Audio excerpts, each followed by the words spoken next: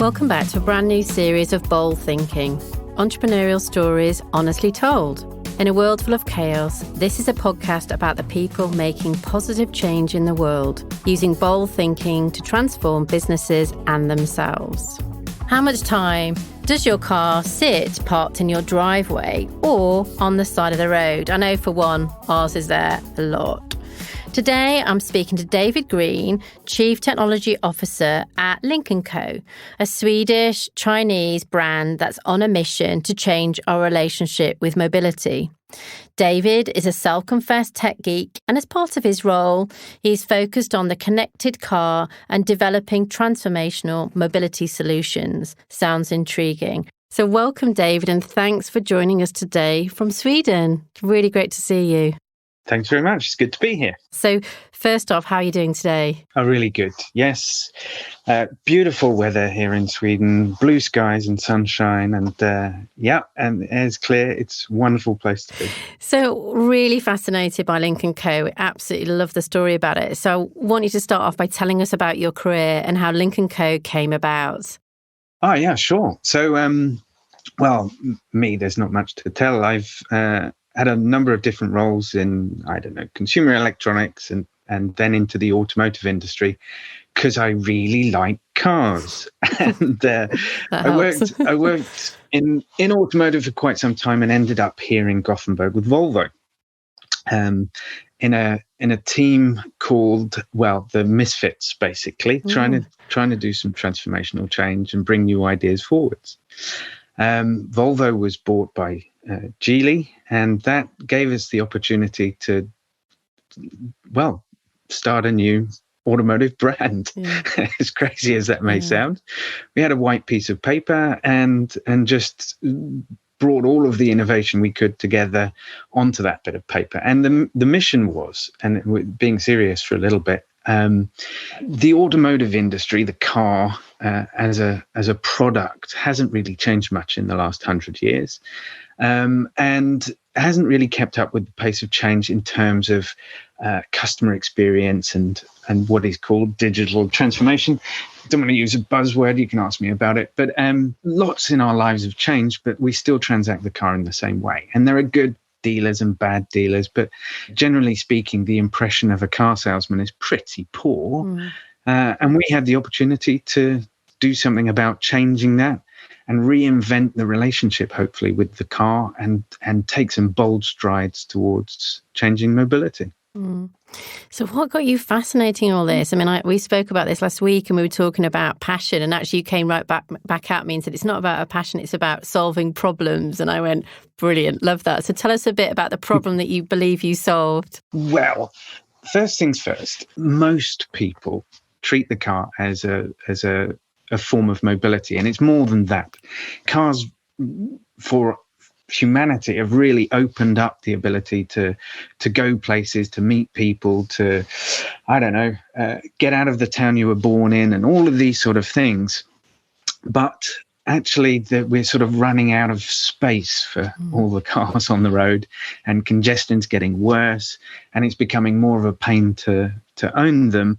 And if you take a step back and look at it through the eyes of where we are in the modern world today, having much more of a focus on sustainability, both to the environment and to business models, things are wrong. Yeah? And as you said in the introduction, I shouldn't say this, but you pay all that money for a car and then you park it outside your house almost all of the time and never use it.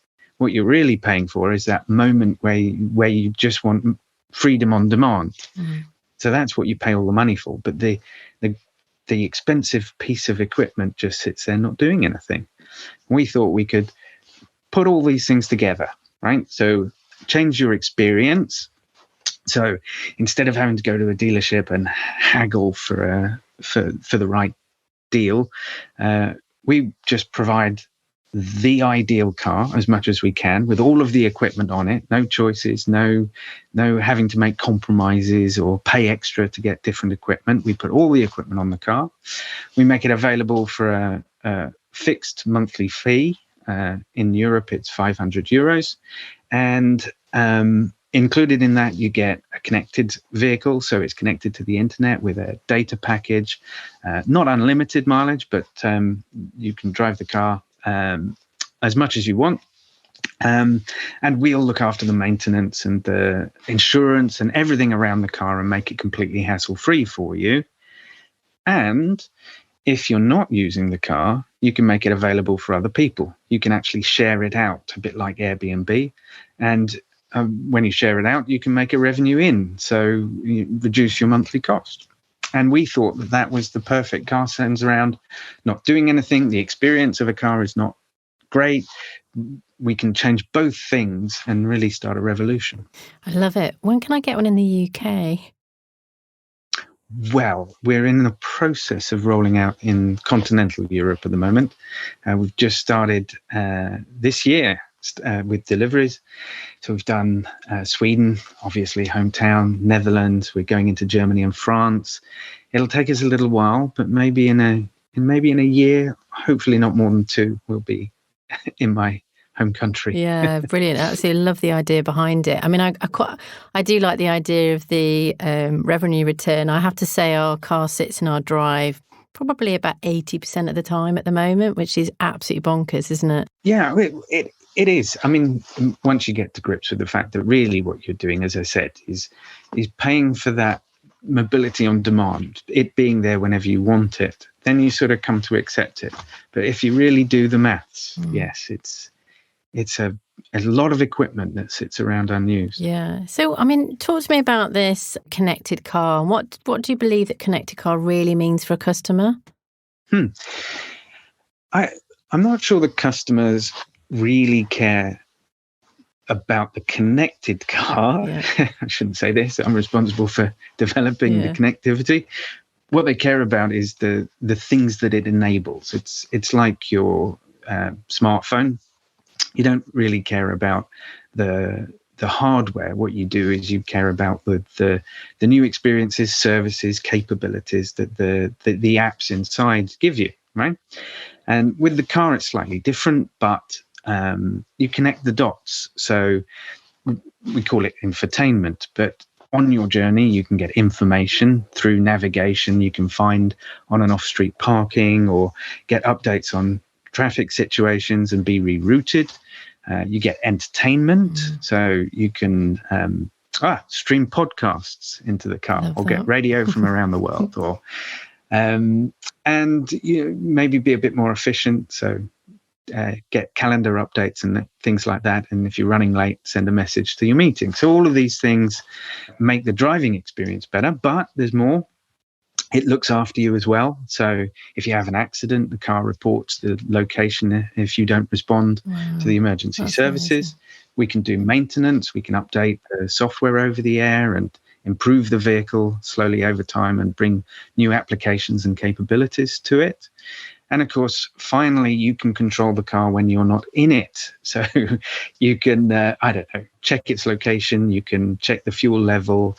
But importantly, you can send a digital key to someone so that they can unlock your car and use it when you are not. Yeah, that sounds brilliant. I mean, I never rely these days on my car navigation system because it's not synced, is it? So I always get my iPhone out, pin it on the dashboard on a little tiny plastic hook, which is always slipping off, try and plug it in, then match that because I know that's going to save me 15 minutes and stop me sitting on the A3 with a million other cars. So it just doesn't work, does it?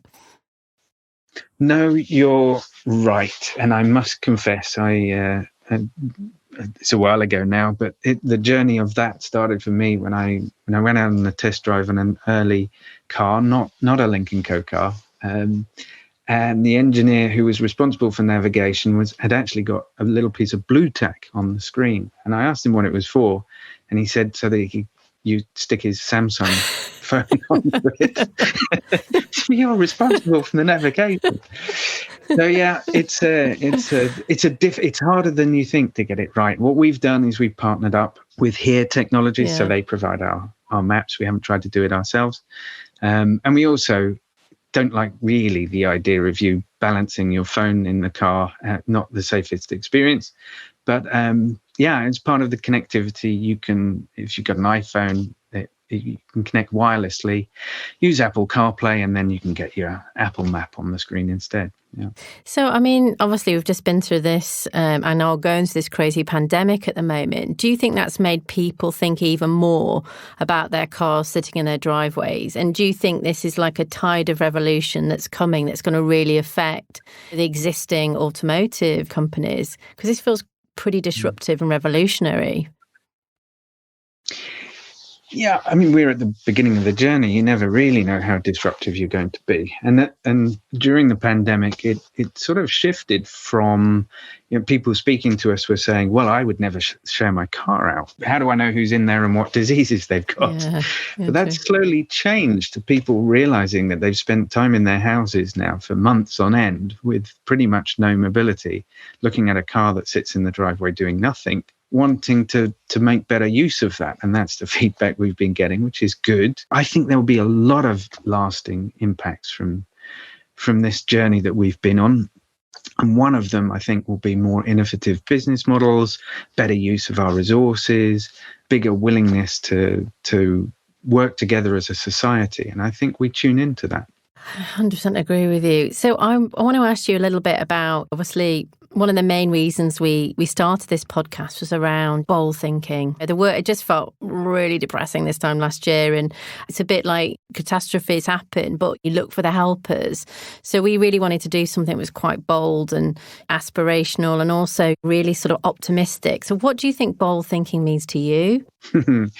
A lot of what we've done here has been take an idea that, well, I'll go as far as to say it has been ridiculed on many occasions, and we're swimming up the stream and against the tide so much. But I think we've all been inspired by the belief we have that there is a problem to solve and that there is a change needed. And slowly we've built up a group of people around us who sort of share that passion.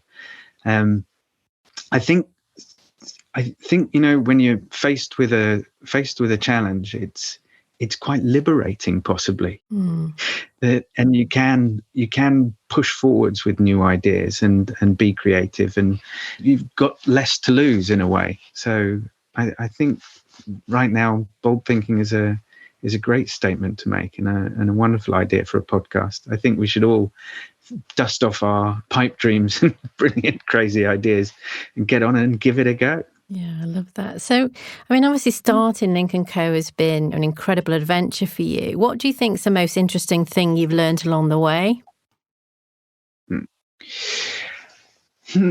Oh, I mean, do you know what? I think, how do we put this together? So I think looking back, what we learned is how to make new ideas happen, right?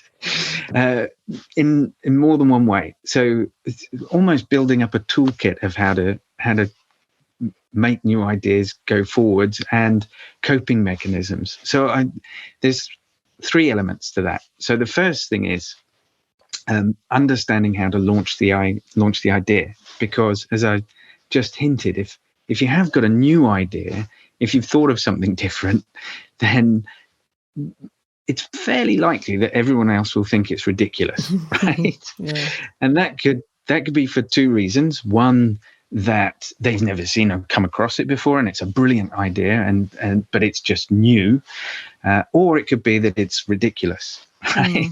So the first thing you have to do is work out whether you've really got something good or whether you've got something ridiculous. And the next thing is to not try and push that innovation out. So you've got to be a little bit resilient. You tend to find that whilst you're inspired, the world doesn't necessarily work at your pace. And the worst thing is when you think you've seen the finish line, and then you just find that it's a line, and the finish line is still infinitely far away. So being able to get over that continually, I think, is really important. And finally, I guess, remembering that you shouldn't try to solve all the problems of the world in one meeting, because not everyone is on board necessarily, and it's a much better idea to plan the journey out in advance, not try and win every battle instantly, but sort of set up the dominoes and then hopefully push them down so things fall into place, being a bit more patient. And all of that together, I think we've gone through it at Lynk & Co. for the highs and lows, the ups and downs, the it's all going wrong, we're never going to make it, to the, my word, we've just handed over the first car and the first person shared a real car on the road. Yeah. And then, of course, oh my God, the app's gone down. What are we going to do about it? Yeah. We've had some brilliant podcasts with some amazing entrepreneurs, and businesses. And I think that's so true. It's almost like, I think people forget the joy of the journey and just want to get to the top of the hill. And I think it was Steve Jobs that said, it's only when I look back that I realised all the dots were joined. And it's that sort of thing where you want to get somewhere really quickly, but it's just enjoy the journey. So I love that advice. Launching ideas, resilience, I think is absolutely massive, and don't solve all the world's problems. I think that's 3 really good watch outs for anybody in business. So a fascinating question to me at the moment with politics and governments and stuff like that. I was reading a really good book the other day from Doug Stevens, and it was talking about the new roles of brands in society. What do you think people want or need from brands today?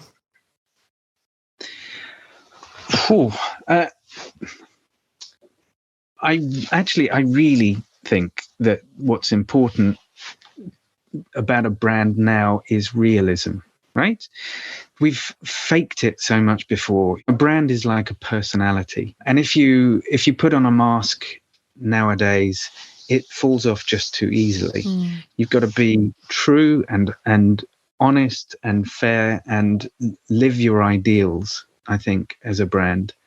And I think people are more inclined to get on board with that honesty and understand that nothing's ever 100% perfect and brilliant, but at the same time they want you to stand by what your promises are, and be real. Yeah, I think that by doing that, I think we can get closer to brands, and brands can create a community around them. Certainly for us, that's really important.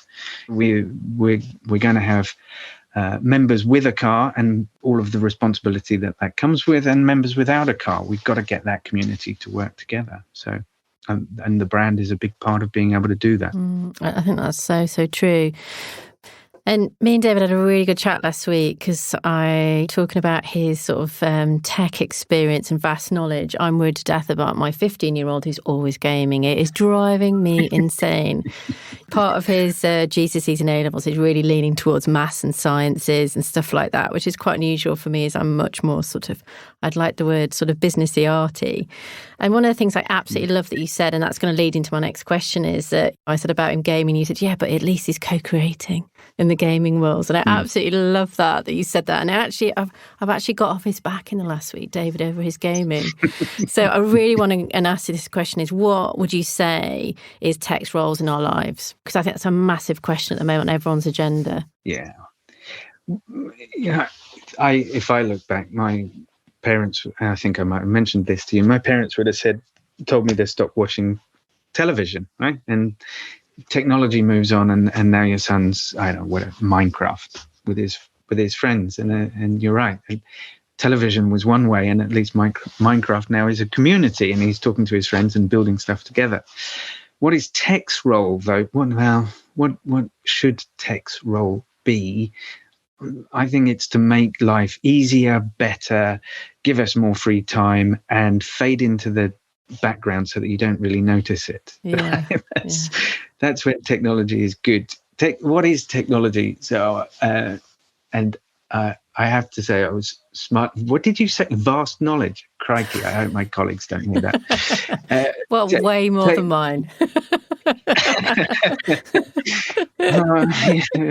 Okay. Once upon a time, technology was a stick, right? 10,000 years ago, or whatever it is, and people turn a stick into a spear, and then that's high technology. And of course, that spear enables you to, I don't know, hunt better or make a fire or whatever it is. And as humanity has progressed, we've found better and better ways of making our lives easier. right? Yeah. That's what technology does. And I think, and maybe it was Steve Jobs, just to mention him again, that really started this transformation. But I think what's coming together now is that the technology and user experience are being paired together, right? So digital revolution is more about getting processes to be great customer experiences in the digital space can be repeated consistently, but you have to have that really great experience first. And then when you can get, I don't know, washing machines and cookers and showing my age, video recorders were almost impossible to use, no matter how vast your knowledge is. But nowadays that's changing. And then, as I say, the technology can fade into the background and our lives just get better, easier. We have more free time. We connect with our friends more easily. You can speak to people on the other side of the world without thinking about it. It's interesting. I was on the jumping on the train on the way in today, and I was on the platform, I reckon, with about 30 people, and everybody was looking at their phone. And it reminded me a bit of that film, Wall-E, where everybody just goes sort of tech crazy. Does that worry you a little bit, or do you feel like we're going to rein that back in as human beings? It is a bit sad. The worst is a restaurant. You know, you can go out with your family. I've got 2 boys. You sit down in a restaurant and the conversation dies in seconds as soon as they've got their phones in their hands. But I think it's everyone's responsibility to put the phone down. That we should do. But crikey, are we going to have phones forever? I don't think so. It'll change. What's next?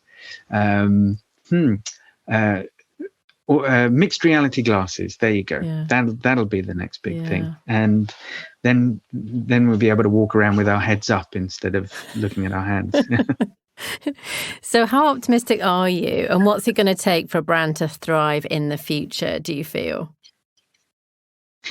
How optimistic? I am born optimistic. I think you have to be, to take so many setbacks. So probably saying that I'm very optimistic about the Lynk & Co brand's future is a little bit empty, but I am. I think to be successful, you have to be able to adapt really quickly, like as in really quickly.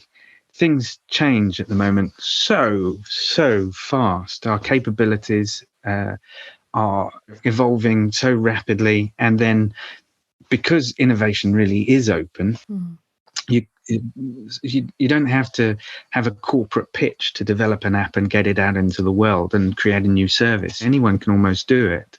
So because of that speed and capability of change, then if you've got to be able to sit back, look at what the future might hold, take some risks, gamble a little bit, try to jump ahead. And to do that, I think, what do we need to do? Well, we need to really genuinely listen to what the customer wants and needs and the feedback that they give you to try and predict where they're going to be in the future. So how do you do that? Lynk & Co, how do you listen to people's feedback? Is that a process, a data collection? How does it work?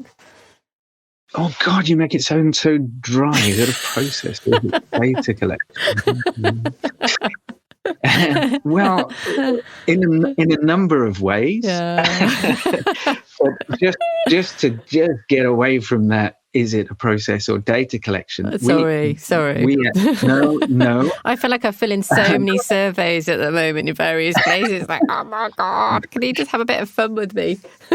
Yeah. Anyway, one example, just to have some fun.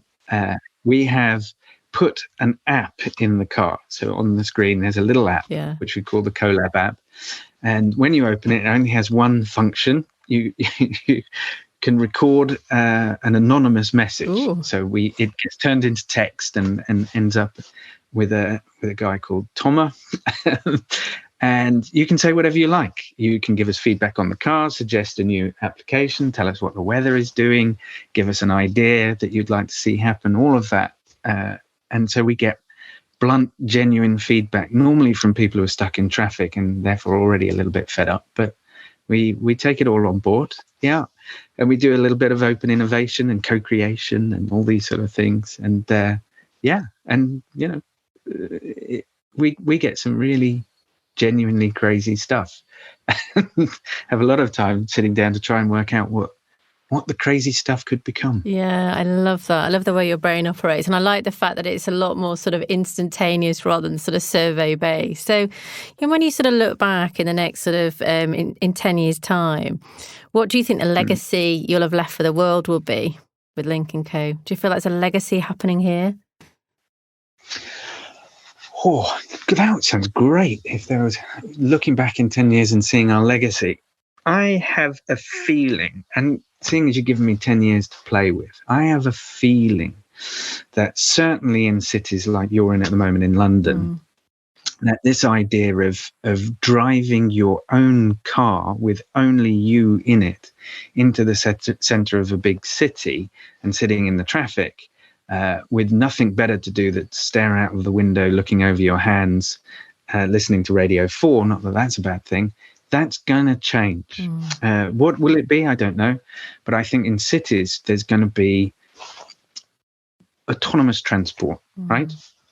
That's integrated in a mobility system. So, at rush hour, maybe you all still get on the tube, but in the evening, you can just hail an autonomous vehicle. And what will be important about that vehicle is the experience and the ride and what you can do in it, not about the hardware itself. I don't know when that will happen, but I think we're on that journey, that instead of buying a car, you subscribe to mobility, and the mobility you subscribe to is around a brand and a community that you feel an affinity with. And it's about the experience you get, not about the hardware that you sit in. I think hopefully that from that autonomous, amazing future where you just wave a hand and an autonomous car turns up because it's predicted your requirement, from that future, hopefully we can look back and say, Lynk & Co was one of the people at the beginning of that transformation. I love that idea. I've sort of, I'm a massive sci-fi geek, I have to say. Like, I've read all the books. It's just bonkers. We've been in this sort of period for a while where you look back at even that Back to the Future. It was actually based on, I think last year, wasn't it? It was a flying cars and all that sort of stuff. We're not quite where it predicted it was going to be, but it feels like Lynk & Co is actually creating a real legacy for the future as a business model and really reinventing a sector, which I think is just really exciting, really exciting. Well, thank you for talking to us, David. I just find it I could talk to you for hours, and I've actually got a few ideas I want to throw into the mix off the record when I speak to you again. I had a few ideas when we were talking there. So thanks everyone for listening to Bold Thinking, Entrepreneurial Stories Honestly Told. If this episode has got you thinking, and I'm absolutely sure it will do, share your comments on LinkedIn, Twitter or Instagram, or you can contact us at hello@thehonestbrand.com. And join me next time to hear from someone else who's making really great positive change in the world.